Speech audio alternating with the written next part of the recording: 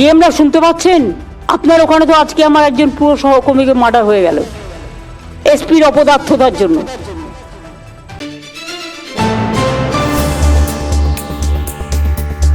মালদহে প্রকাশ্যে গুলি, নিহত তৃণমূলের মালদহ জেলা সহ সভাপতি দুলাল চন্দ্র সরকার ওরফে বাবলা। নিজ দলের নেতার মৃত্যুতে শোক প্রকাশ করেছেন মুখ্যমন্ত্রী মমতা বন্দ্যোপাধ্যায়। পুলিশের বিরুদ্ধে ক্ষোভও দেখান রাজ্যের প্রশাসনিক প্রধান।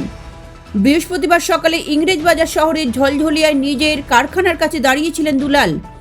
3 বাইক আরোহী দুষ্কৃতী তাকে লক্ষ্য করে গুলি চালিয়ে চম্পট দেয়। সংকটজনক অবস্থায় তাকে মালদহ মেডিকেল কলেজে ভর্তি করানো হয়। অপারেশনের পর সেখানেই মৃত্যু হয় তৃণমূল কাউন্সিলরের। নবান্নে প্রশাসনিক বৈঠকের শুরুতেই দুলালকে খুনের প্রসঙ্গ তোলেন মুখ্যমন্ত্রী।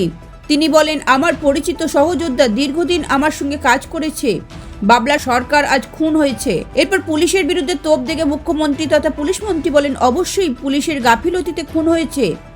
ওর উপর আগেও আক্রমণ করা হয়েছিল, আগে নিরাপত্তা পেত, পরে সেটা তুলে নেওয়া হয়।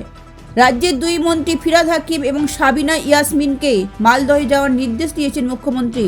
ডিএমরা শুনতে পাচ্ছেন? মালদার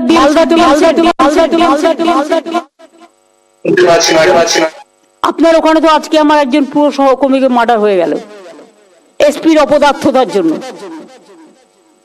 তার সিকিউরিটিও আগে তুলে নেওয়া হয়েছিল। আমি পার্সোনালি চিনতাম, আগেও সে অনেকবার অ্যাটাক করেছে, সে ইলেক্টেড জনপ্রতিনিধিও ছিল। এটা খুব দুর্ভাগ্য আমাদের।